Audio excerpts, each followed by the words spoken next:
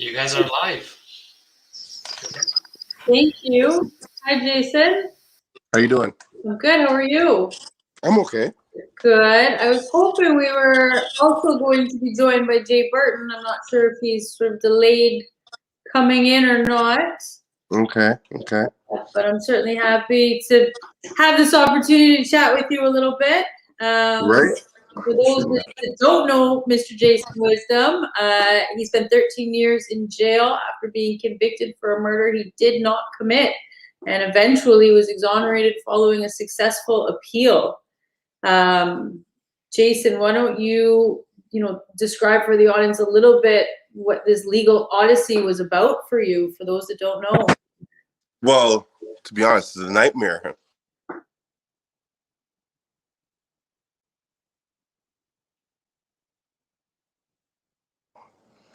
Hello? Hi, we can hear you now. You cut out it. This was a nightmare. Which Yeah, because I'll imagine. I didn't plan on being on my phone, but I am. So sorry about that. That's okay. I can hear and see you fine. I'm sure our audience can as well. Yeah. So just a nightmare of the whole process of first getting arrested and then seeing the way the case was structured, the way I felt it was structured, seemed like an uphill battle from the day one, since you got arrested. Even though I know I was innocent, the way that the motions, pre-trial motions, the way that everything was going, just seemed like an uphill battle from the very beginning. You know what I mean? That's tough being innocent, going through a fight where you have to prove your innocence. You know, it's right. like you have to prove your innocence every step of the way, and I couldn't. We actually lost trial. I lost and got convicted and did all that time. You know what I mean? So I'm quite afraid of any trial ever for anything. You know what I mean? I can only imagine. And you were young. You were 19 years old when you got arrested. 5 years ago trial. But yeah, it's the same way. Young and learning the system while in the system. Right. Right. And then just to my understanding was like we had good evidence. I felt the trial went good. I felt things were good. There were good points. But it's just the build up around it, the way that I don't know, it's hard to explain the way your back is against the wall, you know what I mean? So even if you have a good case with an alibi or whatnot, because I had an alibi, right, you still can get convicted. Alibi, there's no sufficient solid evidence against me as far as DNA or the general things you would see normally on TV, the general DNA, eyewitness, stuff like that. None of that stuff. But yeah, it's still years. So I mean, essentially, the Crown's case against you is guilt by association due to this theory that the Crown posited at trial about your involvement with the Galloway boys. Exactly. And exactly. And my understanding is that the Court of Appeal eventually overturned your conviction because of this very issue, which was the association to an alleged gang, which didn't necessarily associate you to the murder that you had been charged with. Exactly. So during the motions process of the trial, a lot of people understand before you go to trial, you do pre-trial motions, which where they allow you to what gets in and what doesn't get in. But this case was a bit different from regular murder case since it was organized crime. So they tied organized crime into it. So they're able to do, what was the first trial they had like this at that time? I don't know how it is now. But at that time, there was no other trial or case law for murder for the benefit of a criminal organization. Right. So since they didn't have no case law, the Crown was throwing whatever they could in. So the murder happened in, let's say, March. They're throwing stuff in that post-dates the murder, predates the murder, all kind of stuff. And we're fighting it in motions, and the judge is letting it in.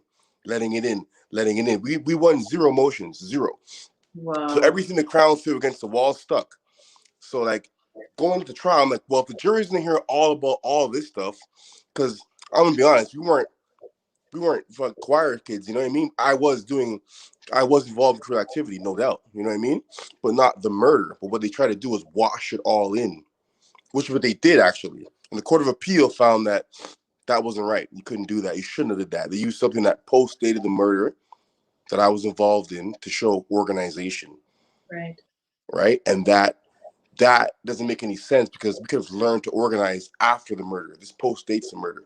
So that means that has no bearing, has no standing on the murder. You know what I mean? So if we learned how to organize ourselves in June of 2004, right?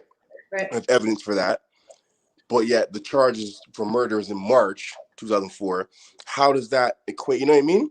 Like, how does that help? If it was before the murder, then you could say, well, this is how they organize, this is how they get assembled, and this is how they do their crimes. But they're using something that took place after the murder to try and say this is how they assemble. It doesn't make any sense. You know what I mean? No, they were arguing backwards. Exactly. So, but like I said, during the motions, everything was just going in. So it already seemed like, well, how could we win if you guys are talking about all this other stuff? Other murder cases don't go like that. You deal with a day in question, and I think that's it. You don't get to bring up 2 years before, a year after, and all this nonsense. It's impossible. You know what I mean? Right. I felt it was impossible. You know? Now, were you out on bail while your case was going, or did you spend all of your time leading up to the trial in pretrial custody? We did 5 years before the trial, so 5 years pretrial custody, for them to figure out what motions, what wiretaps, what was going on. You know what I mean? So no bail. None of us got no bail. Me, my two co-accused. Did you try? No, because what happened was the information was so long. Initially, I was charged with murder, attempted murder,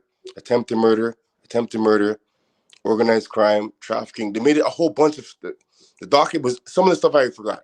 The docket was too long to even begin to even go up in front of a, didn't make any sense at that point. Yeah, I wasn't going to get bail. None of us were, the way they tagged on the charges. You know what I mean?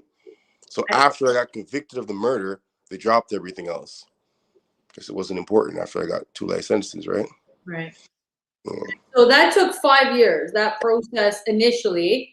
And then how long did it take from the time of your wrongful conviction to the Court of Appeal overturning that decision to send this matter back to trial? Well, I got convicted in 2009. I got arrested in 2004, convicted in 2009, and I won the appeal in 2017. So that was 8 years of appealing, I guess. Yeah. Like that.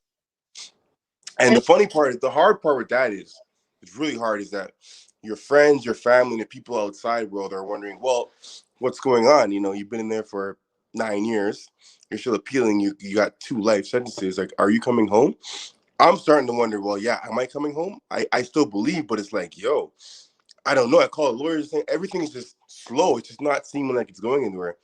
So there's some long years, like you're 9, 10, 11, where it's like, fuck, you know what I mean? Like, this may be it. You know what I mean?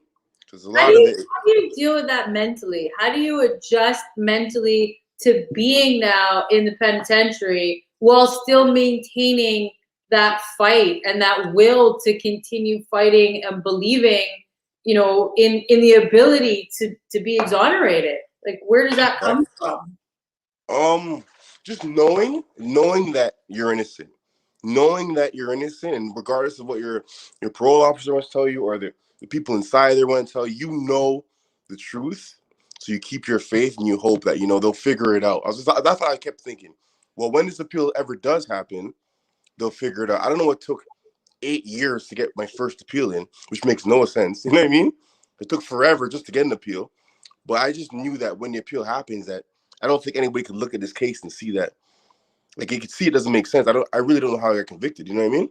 So the Court of Appeal looked at it and they ruled for a new trial, which I thought all of us deserve a new trial, me and my co-es, right? Because the trial was together. So it's interesting how I can get a new trial and they wouldn't, which is, you know what I mean? The trial was not good and the trial was not good. You know what I mean?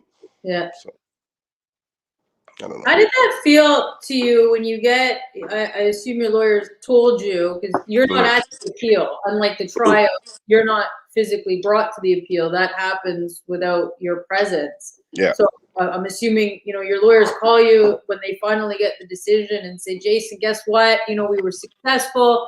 Yeah. You got to go through this all again. You need a whole new trial. Like, before the Crown made the decision to stay the charges, there was obviously a gap in time between you getting this, decision from the Court of Appeal that says the trial was bad, you get another trial, but there's a time frame where you actually think you've got to go through this whole process again. Yes. What's that like? What's that intervening time like for you? That was it was interesting because it's interesting because now you're leaving the federal system, you're going back to the provincial system where it all begun. But after being in the federal system for 9 or 10 years, whatever, how long it was, going back there was like another culture shock. You know what I mean? Because Right. it changed. The penitentiary and the jails are two different things. You know what I mean? It's just two different things. So going back there was like it was a headache. Put it that way. I was like, oh, I was half happy, but I was like, oh man, back to this. This is the BS. Like they give you like nothing there. There's really the jail is really rough. You know what I mean? As far as like livability. So I was hoping to get bail right away. And while my lawyer James was telling me that we should be able to get bail on our first attempt, and we were planning on getting bail, and that was it. The crowd didn't tell us that they're going to stay the charge or anything like that. That was like a surprise that our side didn't appreciate. I appreciated coming home, but I didn't appreciate the way they did it at all. That was like how did he do it? How did that happen? They called me one morning for court. Right. So we were thinking on our side it's a set date. If you don't know what a set date is, normal day where we set a date for a hearing, we push the date over. Lawyers aren't ready, we push it over for like a week or two, and then we'll actually have a hearing. So this date was just supposed to be a date where we set remand date where we set it over. Very simple. So my lawyers didn't attend, my family didn't attend. Nobody attended because it's one of them days where you don't really need to attend, you know? You go up quick, remand, that's it, you know? Right. So as I get in the courtroom for the remand, and the Crown is mumbling fast. You know what I mean? They're speaking fast. They're mumbling and they're starting to withdraw. They're saying stay. They're saying it so fast though. And the guy that's representing me is not my lawyer. See, he's just a guy that's their duty counsel is there just remanded. His instructions are to remand it to next week. That's it.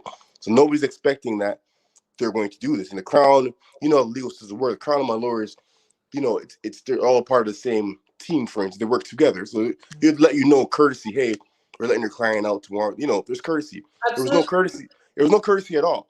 So Wow. they just told me that, oh yeah, they're staying in charge, and I can go.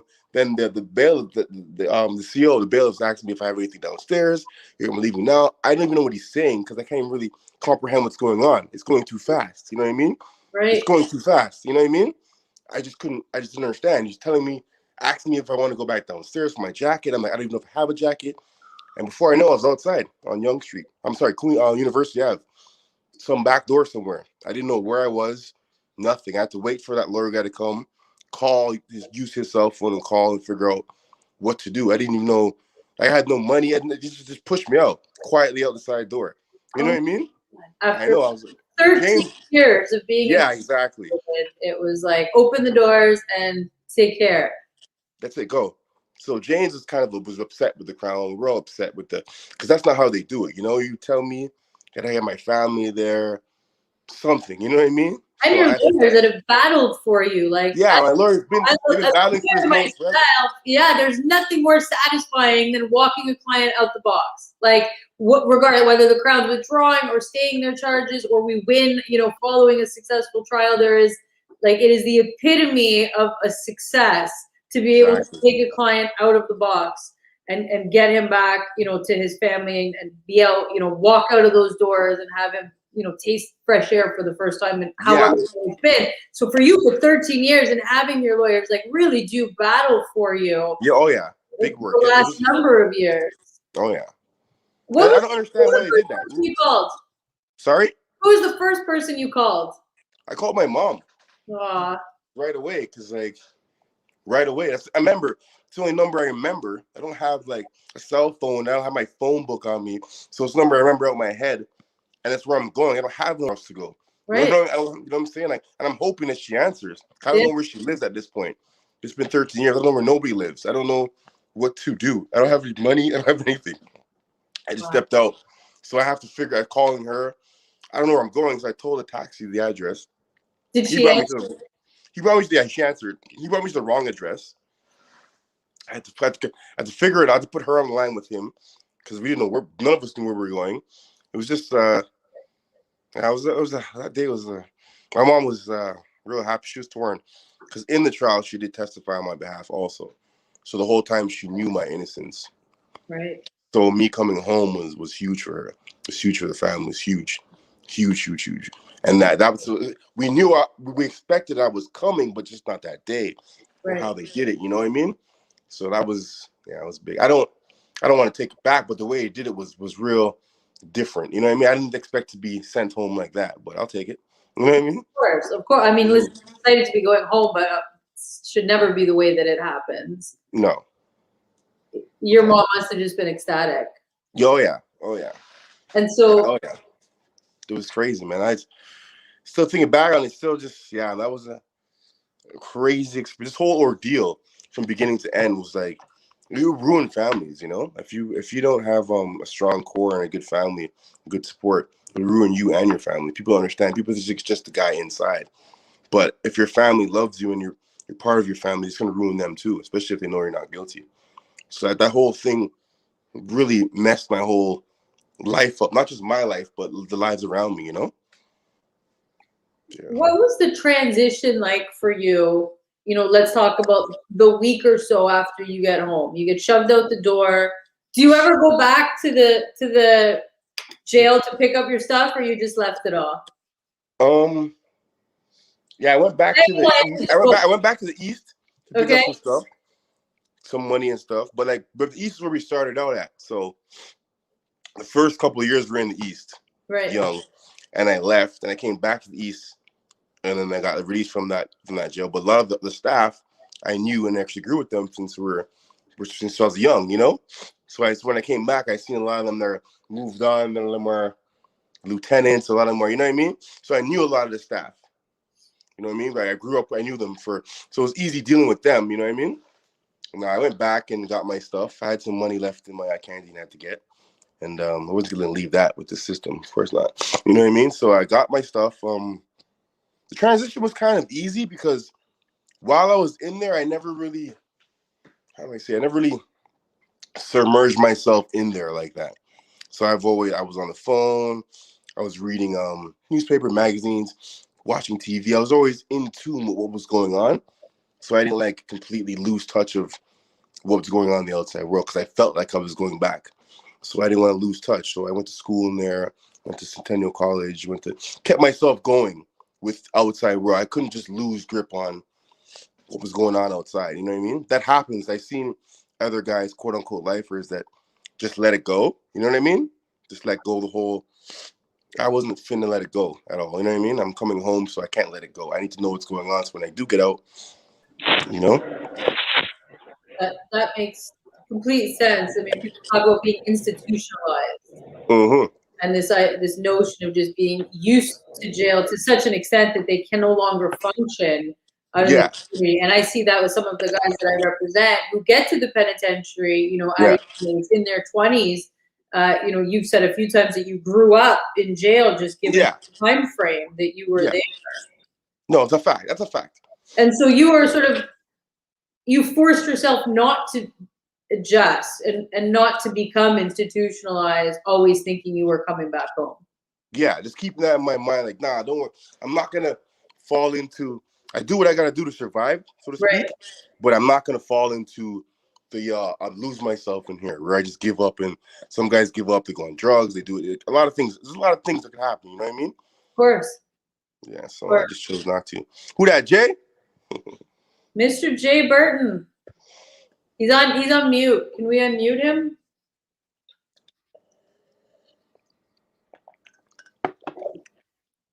Jay, can you hear us? Can you unmute yourself? It's kind of hard to hear you guys. Hold on. Oh, my mic is on mute. It's on mute again. Unmute. No, you're still muted, Jay. There we go. No, you just...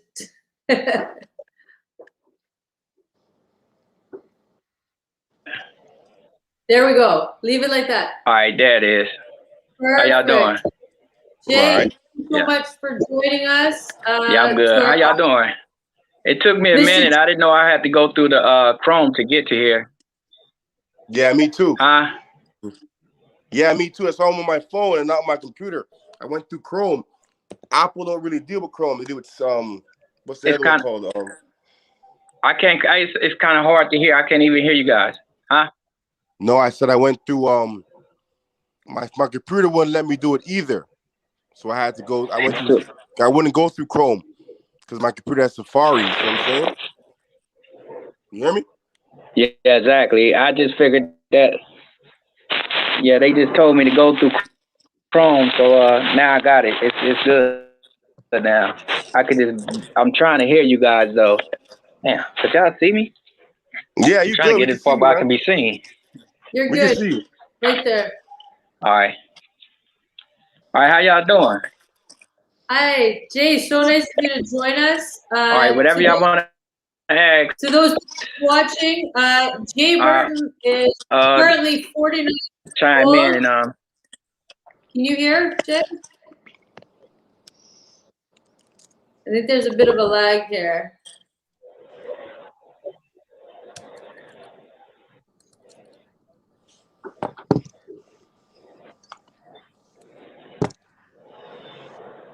There's a bit of a delay with Jay. Yeah, I can hear a little bit. I think there's a bit of a lag.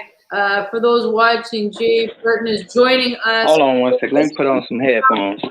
Where he remained incarcerated for the last 32 years. Oh, this is not working, Jay. You didn't watch, no?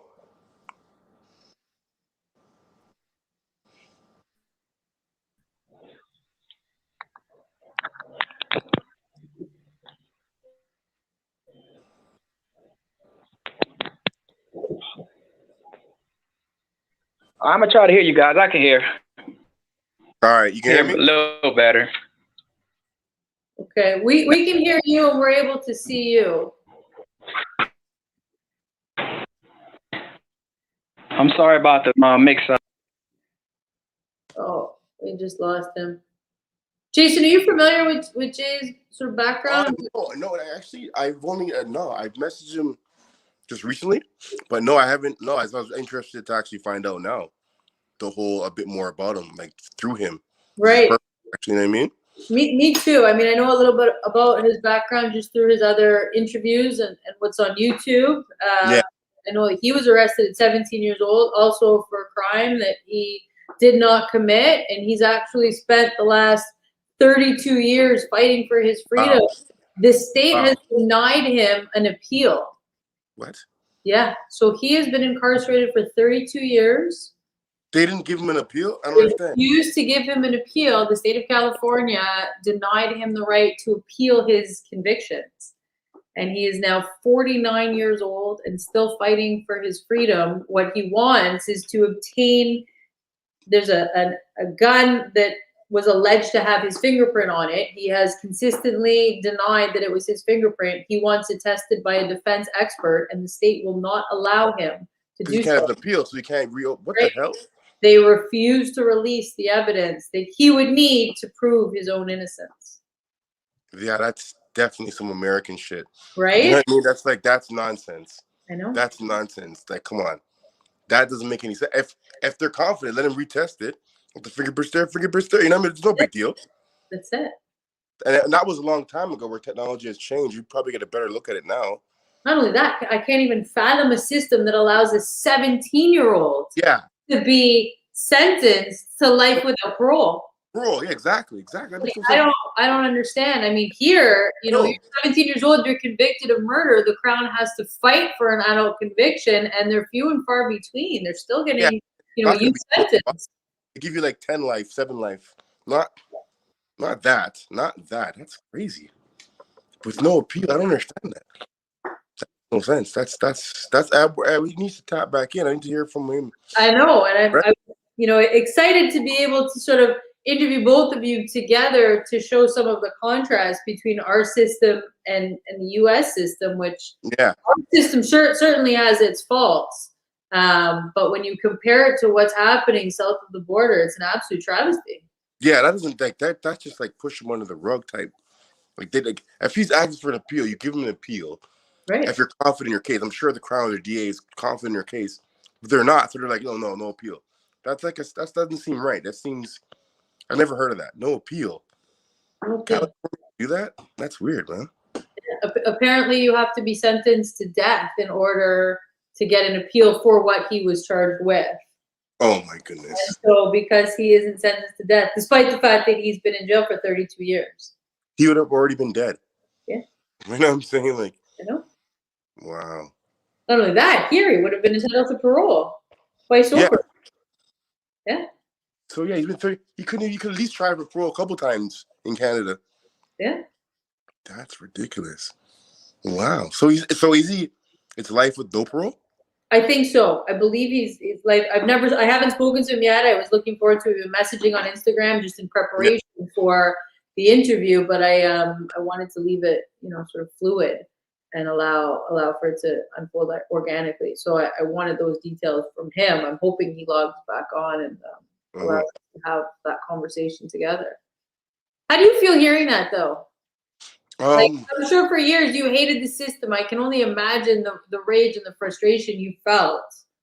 But when you hear how much worse it could be, does that make a difference?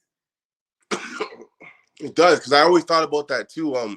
Even before I met him when I was inside, I was thinking if I was California, I was thinking to myself, I'd be on death row. Right. I'm like, what the hell? How could this? I've always just think about that. I've been on death row. They probably would have tried to kill me. You know what I mean? Within the 13 years. So when you're telling me about him, it's like, whoa. It's super. It gets more. It's more real to see like this actually happens. I'm sure he's not the only one. He's not going to be the last one that goes through this. I went through this, and if I was in a different place, they would have took my life already. You know what I mean? Yeah. That's hard.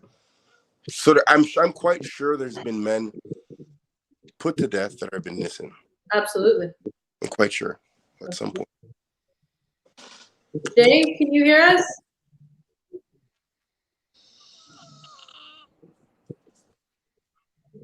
Yeah. Jay, are you able to hear us now? Yeah, this is here. Okay, great. Yes. So I just gave a very brief overview, but we're all waiting to hear from you. Yeah, I can hear y'all. It's much better. Yeah. A bit about your background. What's your journey been like?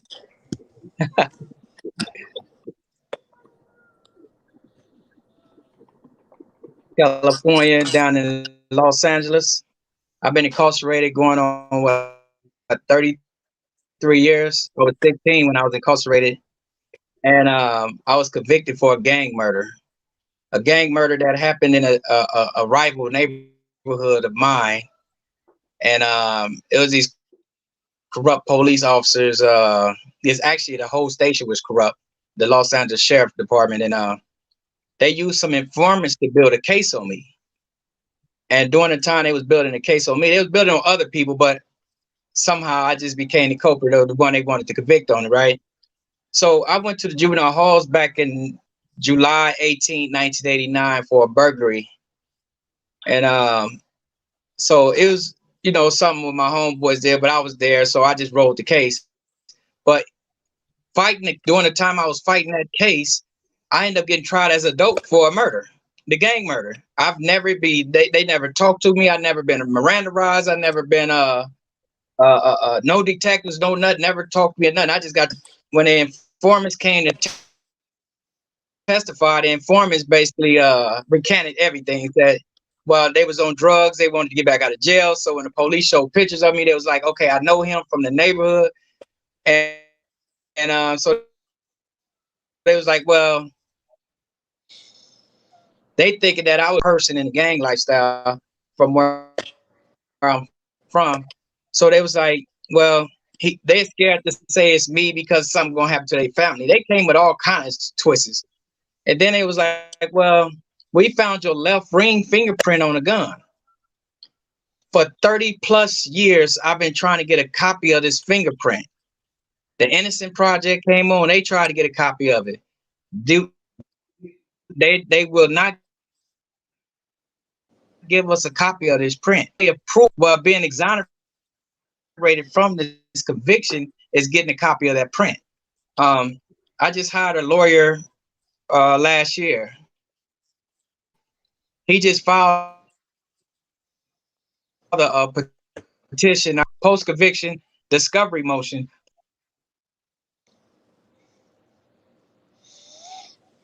Interesting. Very interesting. Wow.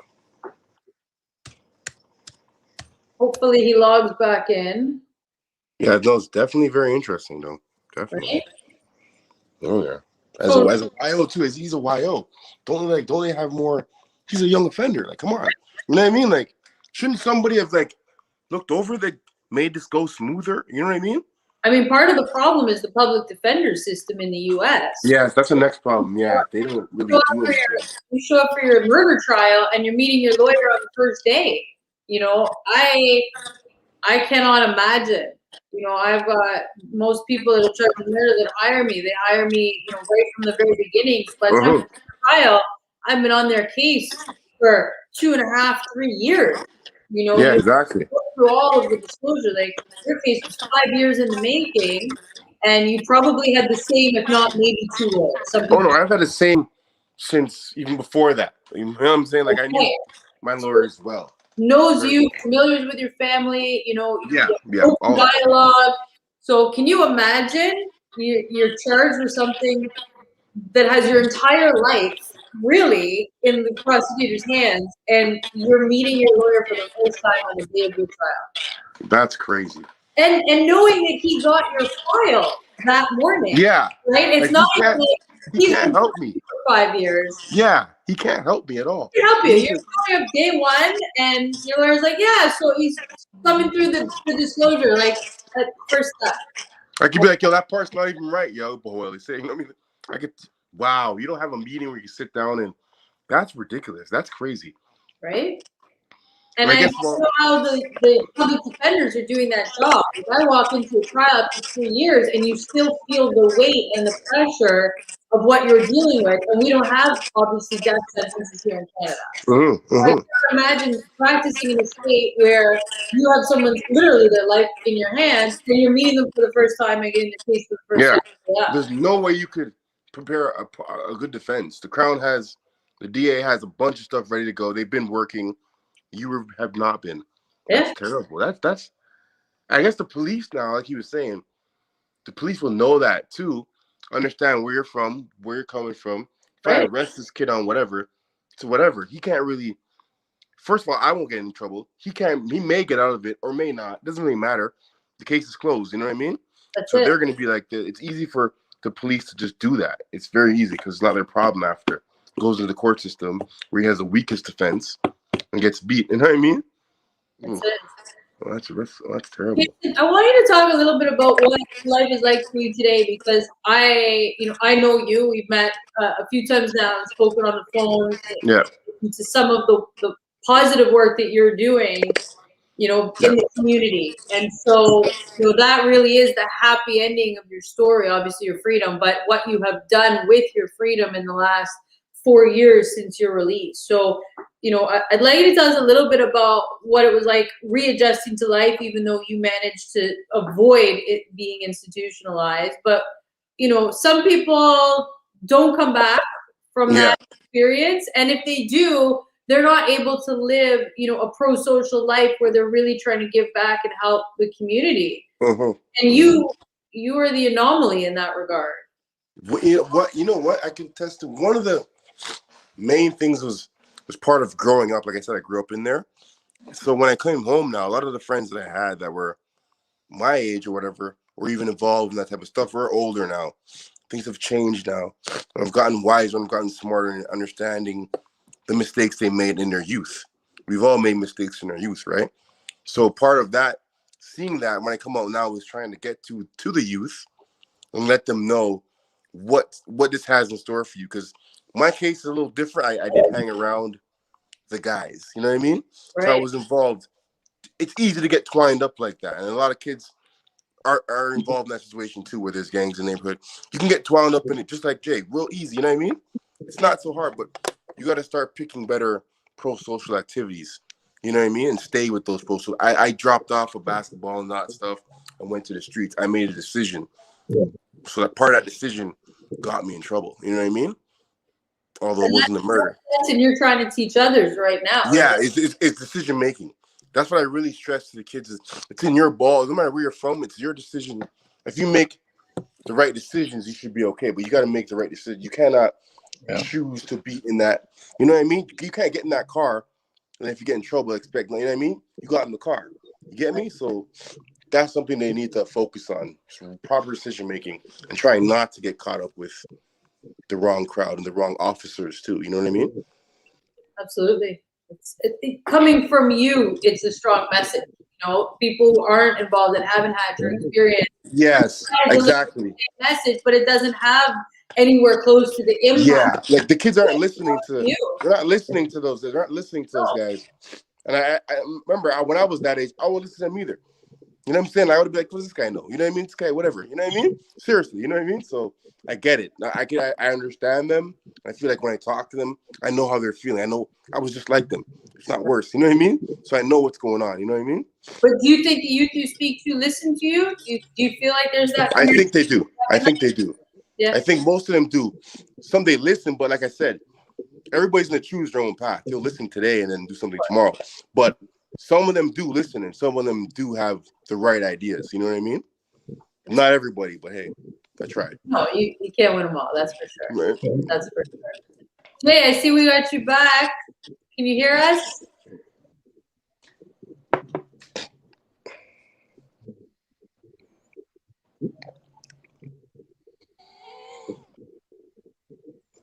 Jay, we're all waiting to hear the rest. Good. Yeah. We want to see that you've been. We want to understand. So you cut out. We appreciate. You know, you Can don't y'all have hear me? in there. Yeah. Please tell us. You know, you dropped off when you were talking about your post conviction discovery process. What is that? Well,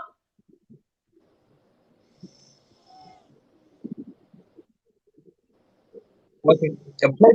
The post-conviction discovery process here in California, they got it to where if you ask for any evidence that you didn't receive during trial, the DA have or the police have, there was a time that only people that was entitled to that information were people who had life without and people who was on death row.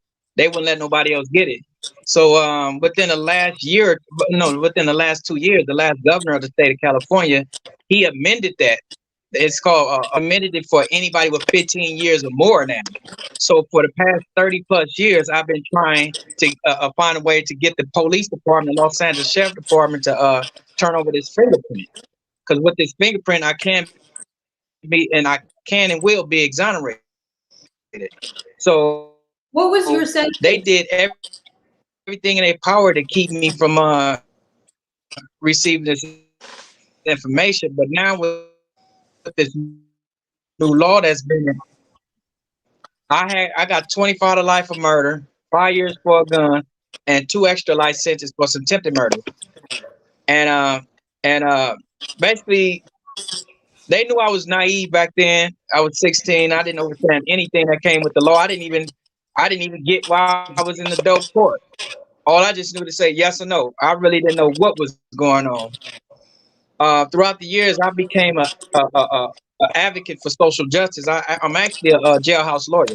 You know, it's really funny because I done got over about 4 or 5 people out of prison throughout the years that I've been advocating, but I can't get myself all. I'm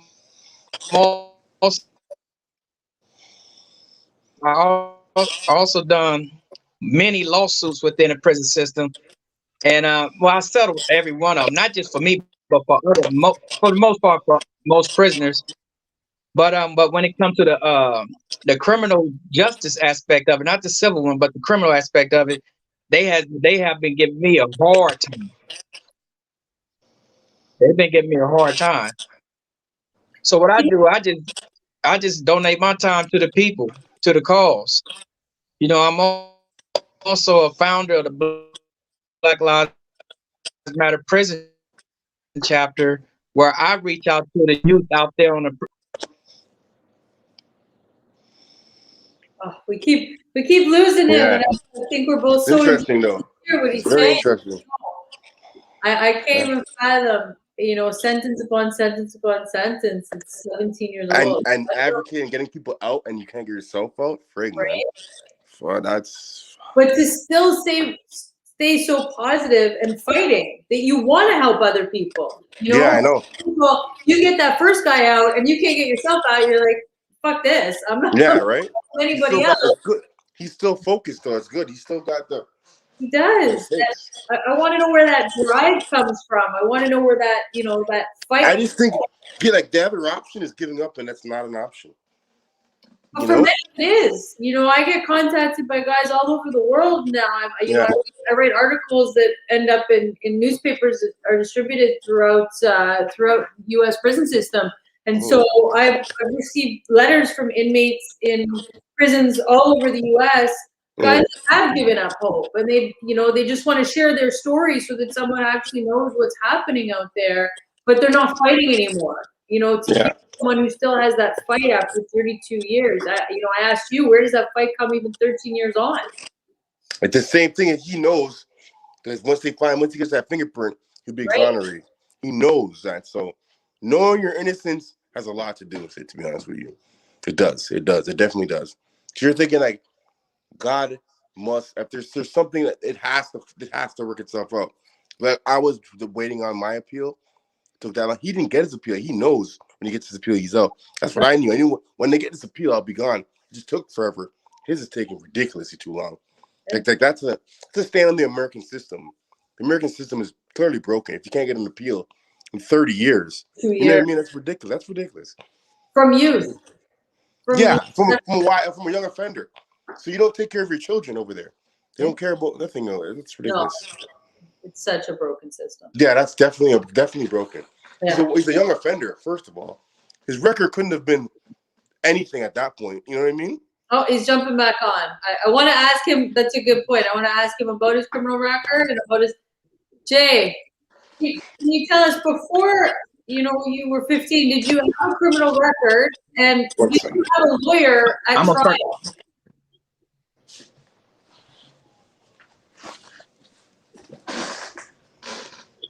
Well, I did have a lawyer. I'm a first timer, first time ever in prison. And and it's been a long ride. This has been a very long ride. This is my first time ever in prison. Like I say, from 16, they held me in the juvenile system until I turned 18.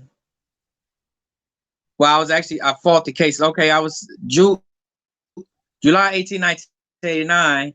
I was 16, but I turned 17 October of 89. So 1990, I turned 18. So as soon as I turned 18, they sent me straight to prison. So I've been in the adult system since 1990. And it's been an uphill battle. I've been through everything you could think about in prison. I've been involved in it. And the struggle has been real. I'd have been in times that attempts was made on my life. Well, multiple times on that. There was times that I had to do things that in self-defense. Sometimes it wasn't self-defense. But one thing about these California prisons, especially I've been through all maximum security prisons, it's no joke. Especially when you come in at such a young age. So I've been through a lot of things, but one of the things that really captured me was that when my first appeals started getting denied, I said, I'm gonna have to learn this stuff myself. So I started how to litigate law myself. But like I said, throughout the years, it hasn't been successful for me, but it has been successful for other people. So I just feel like that's another way of me giving back. And I've did many interviews in the last 2 years. I've done many interviews because I was one of the guys. They had me locked up in solitary confinement for almost a decade. What? And basically, they was consider me as I was being considered a threat because what I was doing, I was, helping a lot of people when it comes to this advocating.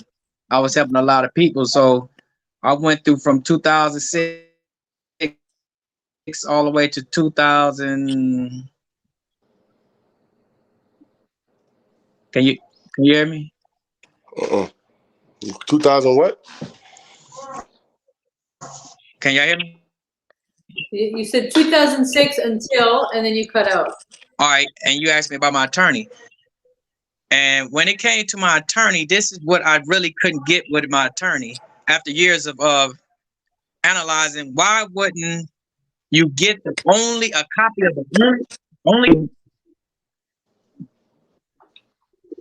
Oh, I was saying I was in solitary confinement from around 2006 to about 2015 because I was advocating so hard for prisoners' rights. That was one of the reasons, and they felt that I was a threat to the system. And it took for us who were isolated all them years to be on a hunger strike. Some of us stayed on a hunger strike for a whole month. I went for 2 weeks. And yeah, it was a very hard thing. This was in 2011, 2012, 2013. Every year in January, every year in July, we went on hunger strikes. And that last hunger strike was in 2013 was very effective because people around the world started hearing about what California was doing to us, how they was isolating us and keeping us outside. That's if you're stuck in a shoe for all them years, stuck in isolation for all them years. And the key thing was to break us. They did everything in their power to try to break me. There was times that I just wanted to give up, but I knew that I couldn't give up. I done seen people give up. I done seen people lose their mind, literally lose their mind back there. I done seen people kill themselves back there because they couldn't bear what was going on. So all this time, as I'm doing this isolation time, I continue to fight my case. I continue to get people involved to try to get expose what's been going on with my case after all these years. And it's been very difficult to try to put these Los Angeles sheriffs on blast. But right now, in the last few years, it's been a lot of publicity on the Los Angeles sheriffs out here because a lot of them are considered literally gang members themselves, and they've been using these practices of crossing a lot of us up. And I was happy to be one of the ones that crossed up back in 1989 when it was like real big against the police, against the gangs. And they was snatching up any and all of us. And they didn't care what charges you was getting charged with. They was throwing them charges up on us. But I was everybody keeping constant, of course, every year. Even laws, like they just came up with a law about 2 years ago for people who were tried as adults. I was tried as an adult. And they said, if you request to go back down to court for mitigating factors, mitigating meaning basically they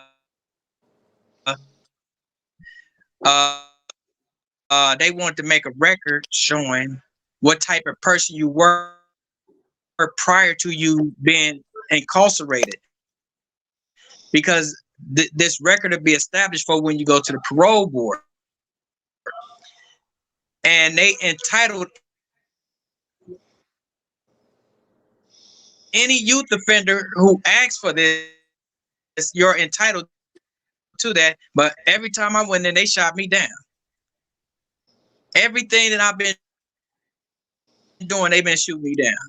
Because that's their whole thing, is just get me just to die and get out their way. But I'm not. I have been a pain in their butt since day one, and I'm going to continue to fight, and I'm going to continue to do what I'm doing. And earlier we was talking about the post-conviction discovery motion.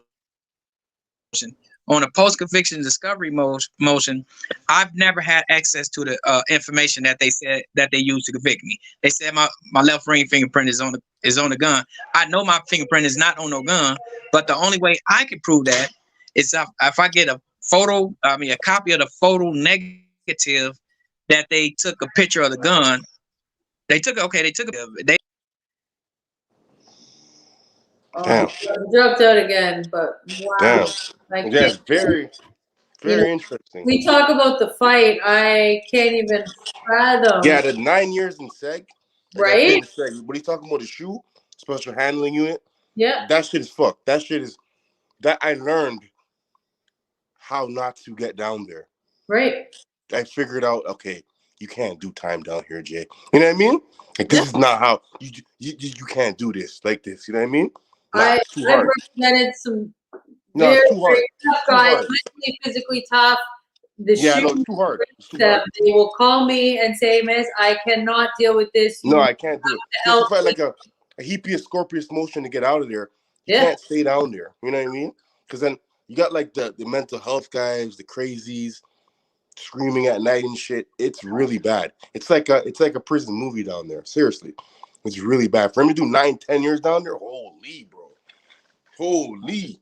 I do 9-10 months down there. I did 9-10 weeks. It was really hard. It's really hard. Anywhere in the world, that unit, that special handling unit, the shoe, it's impossible. What the hell is this?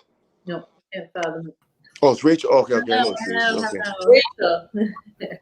Good evening. Good evening. Evening. So I guess while we wait for Jay to come on, we have a few questions on here, and a few comments too. So I'm gonna see if anything's here pertaining directly to you, Jason. If there has any questions, and for those that are watching, if you do have any questions, either for Jordana, Jason, or Jay, please feel free to put them in the chat so that we can direct them to. I'm going to ask all of our listeners to please like or share this program. If you like it, Keep Kicks is always looking to generate more fans, and so they should. They're a phenomenal organization. So if you guys like what you're watching, please make generate some of that hype. Oh, we have Jay back on. Yeah, thanks for always coming back in. We appreciate it. We're so intrigued by your story. All of us listening just cannot believe what you've endured. It's really unconscionable, really. I want to know if, did you have a lawyer initially at your first trial to try to get this fingerprint for you?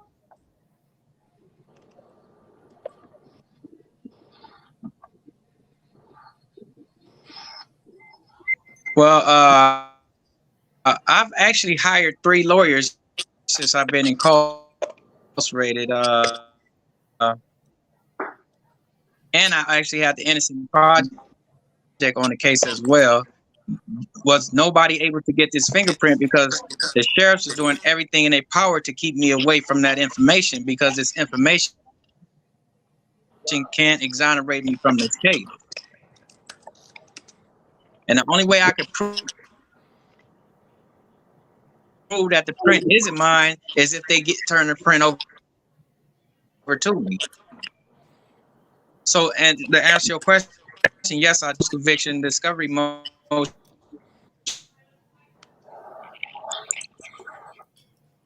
Jay, we just got a message from our IT guy. He's suggesting maybe. Oh, sorry, I didn't mean to cut you off. He's suggesting maybe if you turn on a little over a month ago, with. And they supposed to be having a hearing on my case next month. Is this going to be an order?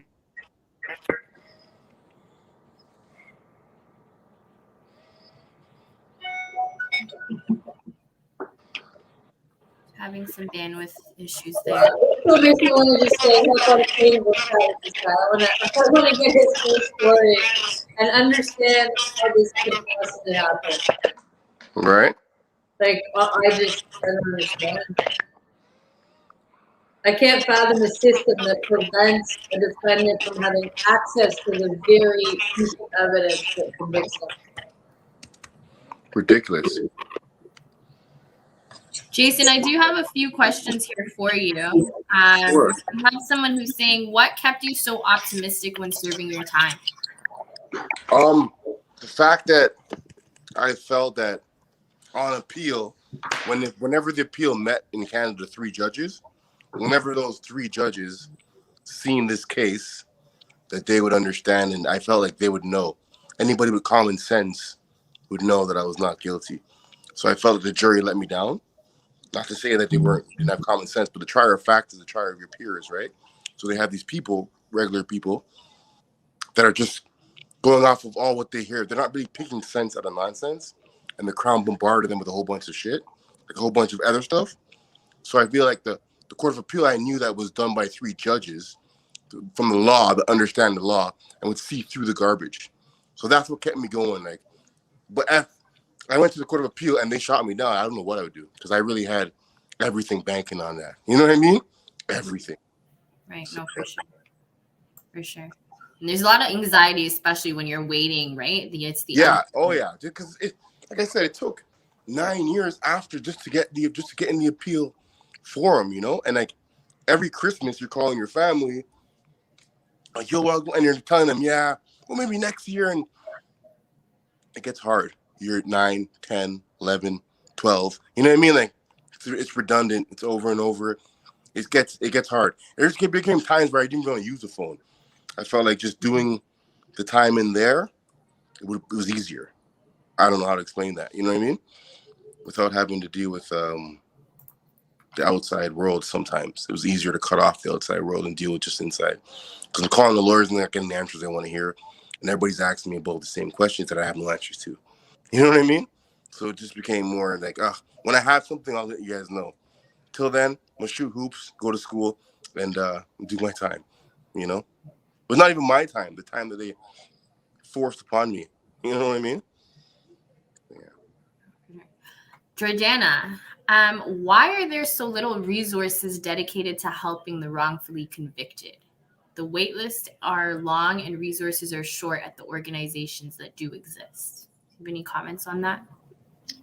Certainly, because the government doesn't want to fund them. There are very little, private resources, if at all, prepared to provide funding. And the lawyers who do the work for the Innocent Project are obviously phenomenal lawyers, but they're busy. And so it's a delicate balance between, working for free and running a practice that allows you to work for free. It goes hand in hand. And so it takes, a team of dedicated lawyers who are essentially volunteering their time to try to help the innocent. And it is quite an uphill battle, especially for those who have exhausted their appeal process, right? Like in Canada, you're convicted of murder, you automatically have a right to go before the Court of Appeal. If you don't, get the answer you're looking for with the Court of Appeal, you can try to appeal to the Supreme Court of Canada. If you're not granted leave, you're done. And it's sort of case closed. And there's a few guys right now that are in that predicament where either the Court of Appeal has refused to grant leave, so they won't hear the case, or they hear the case and they dismiss it.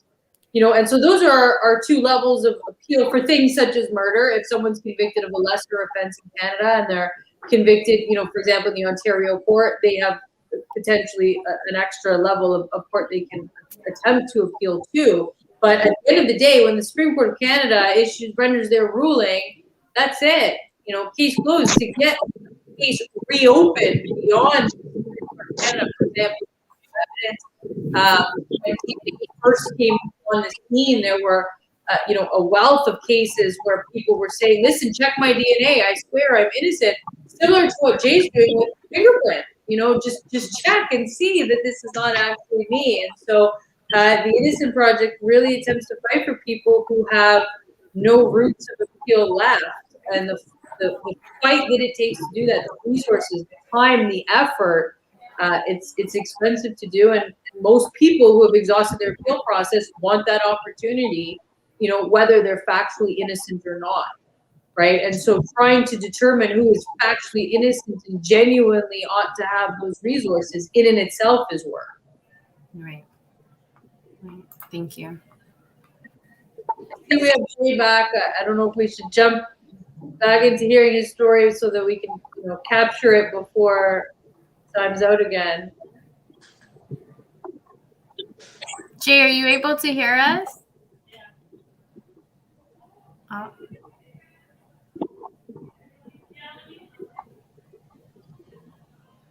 I see a little bit of movement. Rachel, are there other questions for Jason while Jay's coming back? Well, I'm trying to find different parts of the cell to get. Trying to get in certain parts of the cell, see if the thing will stay on in certain parts of the cell. And I'm by the door right now, though. So, we had a suggestion. So my thing is this. There we go. We're good. I plan to fight this. Okay. Someone else got a question? No, I was just gonna say we had a suggestion. I can't hear. Our IT. We were just saying that we had a suggestion from our IT guy that maybe if you turn your camera off, it might help with the bandwidth.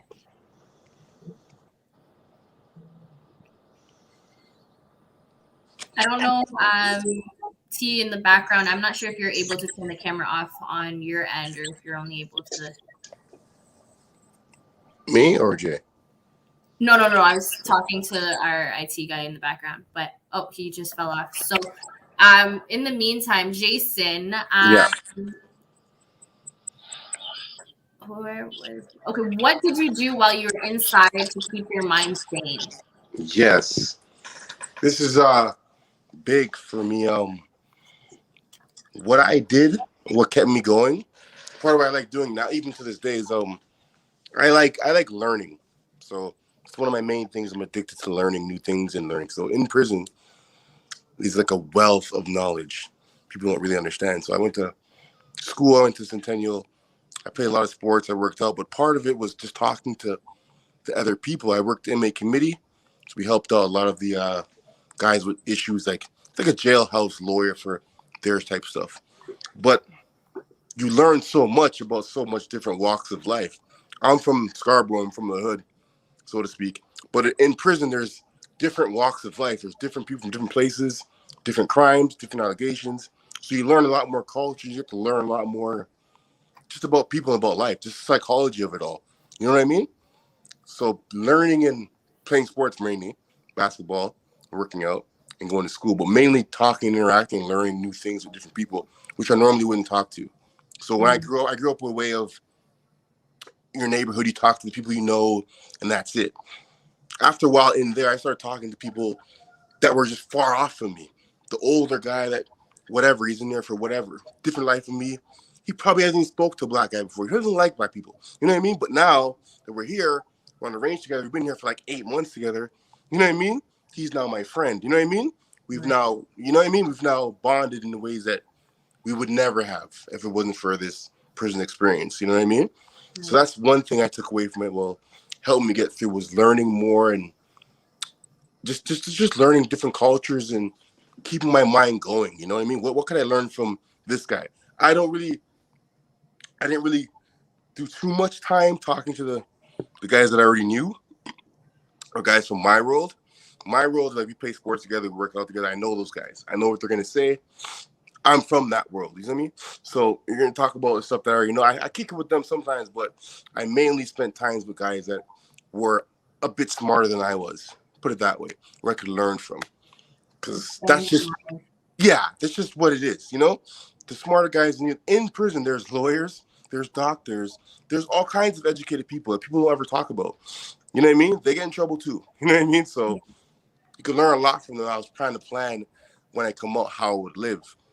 Like I need help with schoolwork. There's a certain lawyer guy I go to, and he would help me. He was an underwriter. He would help me with everything. You know what I mean? That type of stuff kept me going.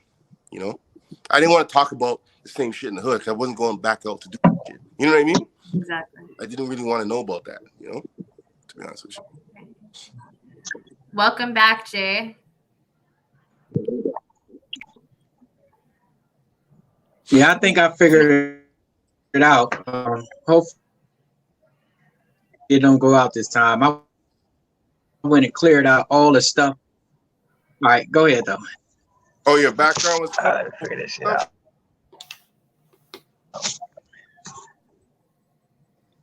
Y'all can hear me? Yep, we can hear you.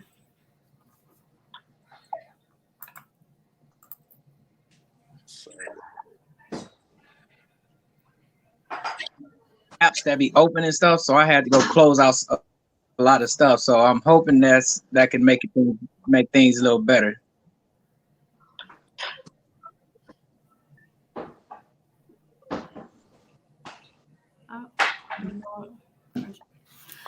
Okay. I think Jason stepped away for a second. Yeah, I'm just getting a drink. No problem. We have a few more questions coming in for you.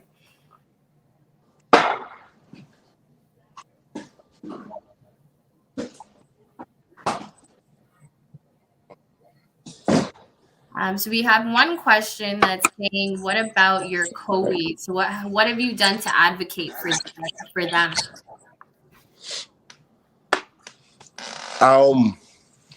I've just recently found out that they lost their second appeal. Right. So I've haven't really found the ways how to advocate for them, which has been difficult. I don't really know how to go about it. You know, I've asked my lawyers what it is, like the appeal process. I'm like, what if that doesn't work? And they're like, nobody's giving me any angles to how to advocate. So when you say advocate, I could post and I could tell I spread the message, but I don't really know how. And no one's giving me like a way to, you know what I mean? Like, I don't really know, like, I don't really know. I talk to my lawyers. I'm like, yo, you can't represent, but when I represent me, you can't represent one of them. And they're like, no, I've tried. Like, I don't know what to do. And that's the person that asked that question. I would need some assistance and guidance on how to advocate for someone that's still in there like that. My co-wies that I know are innocent. You know what I mean? It's like, I don't really know what angle to go to, because I went the legal route, and the legal route is being pushed down. So how else do I advocate? You know what I mean? Is there anything that I'm missing, or how do I do that? You know, that's something I need assistance with. Like, how do you advocate for someone that lost the second appeal? Because we're waiting for that. My lawyer was saying, well, the second appeal, they can get that. That's lost. So then what do I do? Like, there needs to be new evidence. There needs to be, the only way the case could be reopened if there's new evidence, right? I don't know how to find new evidence. Like, I don't really know what to do. You know what I mean? I hope that helps, but I don't really know what to do, how to advocate, and how to get them out. If I could, I don't know how to. You know what I mean? I could bring attention to the situation with myself and the case, because like I said to Jordan before, I don't know how you could have retrial a case for just me and not them when we're all in the same trial. You know what I mean? So like giving me a new trial and not them, it's kind of weird. You know what I mean? I don't understand that. Because if the trial was done right, then it wasn't done right. They're saying Did the you trial feel like was that there was like some sort of bias? I wouldn't say that, because how I won the appeal was a case that I was involved in, a money mart robbery. They were already in custody for it, so it had nothing to do with them. So they used something against me that they shouldn't have, which made sense why they did that. You know what I mean? Which made sense why they gave the whole new trial. But it is bittersweet talking to your co-wies that day when we all got the information, so we all talked on the phone. You know what I mean? It's just it's a tough conversation, knowing the guys are innocent too. And we're on the phone now, and it's like it's a tough conversation. My brother was locked up with Philip Atkins, so I'm talking to my brother at 1 second, and then he's happy for me, whatever. Then I'm talking to Philip 2 seconds later. You know what I mean? So it's like, you know. And then I talk to Tyson, same thing. It's like we're happy for me, but it's tough. That's real hard. But co-accused is real hard. You know what I mean? Because it just didn't work out the way he wanted to. And I always feel like, am I doing enough? What should I be doing? But I don't know what I could be. You know what I mean? That's the hard part. So. Right. Do they expect you to do more? Like, do you feel there's yeah, of course. Of course. And I don't really know what, like, me and Ty talk all the time. Me and Ty. So Are you talking to me? No, I'm talking about my co-wies right quick. I can't hear nothing. More, but I hear, but it's going in and out. All right, bet. They expect more, but like, I don't know why I don't know what I could do. tripping. You know what I mean? Like, you got to tell me, what could I do out here? right? You know what I mean? I don't really have much options, and nobody's telling me anything. They're saying do more. More what? You know what I mean? So it is frustrating, no doubt. I can't hear. Like, I talk to Philip all the time. I talked to Tyson a while ago, but it's just it's a hard situation, to be honest with you. For sure, I can't imagine what that feels like. That's a different survivor's guilt. You know, I don't know. Like that concept of survivor's guilt, when some people come through and some people just can't. And you've obviously come through and you built a life for yourself and giving back to the community. Like, there's so much positivity in you. And I can't get them out. So just like what Jay was saying before, he's getting guys out on the field and stuff, and he's doing it for everybody else, but he can't help them. Same thing. I could do all this stuff, but my guys are still serving life. It's the opposite, right? Jay is doing all this stuff to help other people successfully. He can't help himself. You know, you were able to help yourself through your legal counsel, but in doing so, you had to leave, you know, your co-accused behind. Exactly. So it's almost, you know, the opposite situation of what Jay's contending with. So, yeah, I can't imagine what that feels like for you. Obviously, you're happy for yourself. You get to lead a positive life, but you've left, you had to leave you guys behind and pick up their own pieces. Right. Wow. So I just know the time. I don't know what time we're allotted to go through. I had us booked from 7 till 8. We're at 8:15 now.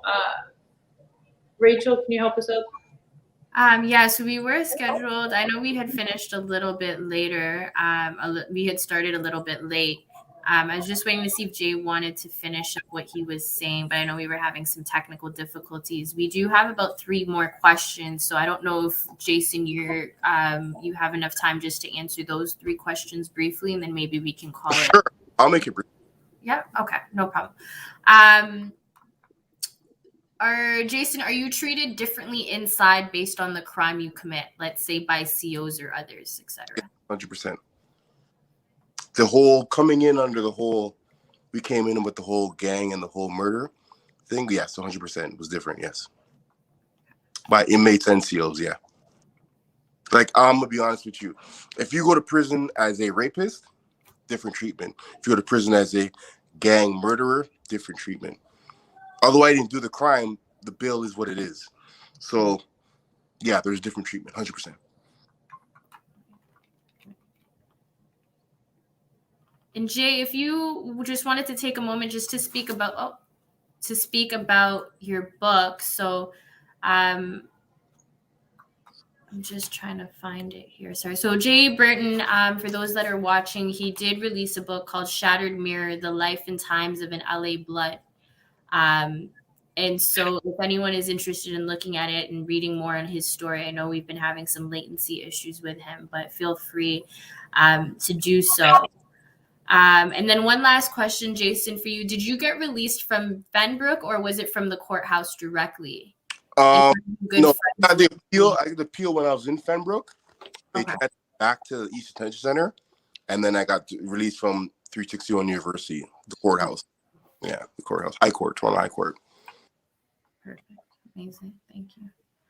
Well, I think that is it for questions for today. I want to thank everyone for watching and filling in and providing their questions. Jason, I want to thank you for your time, as well as Jay. Jordana, thank you for facilitating this conversation. Thank you for your honesty. It's refreshing to be able to sit down and just chat with someone who's been through as much as you have and have come through on the other side. So thanks. Kudos to you. It's I hear the struggle from some of my clients to get their life back, even after a couple of years, but 13 years and then to turn it around in the way you have is truly a testament to your character. Every day is a journey. Every day is a step, you know. Just keep going, right? So yeah, it's good. It's going good. I thank God for keeping me this way, to be honest with you.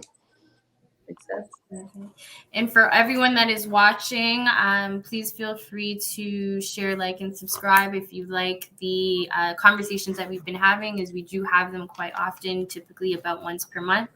And feel free to always contact us either by email or DM if you do have any interesting topics that you would like for us to share. Again, Jason, thank you for the work that you've been doing, really helping with the community, and Jordana, always for being a powerhouse when it comes to advocating for individuals on the inside and really just speaking and exposing really who judges the judge. Thank you, everyone, again, and have a good night. Thank you so much. Thanks, everyone.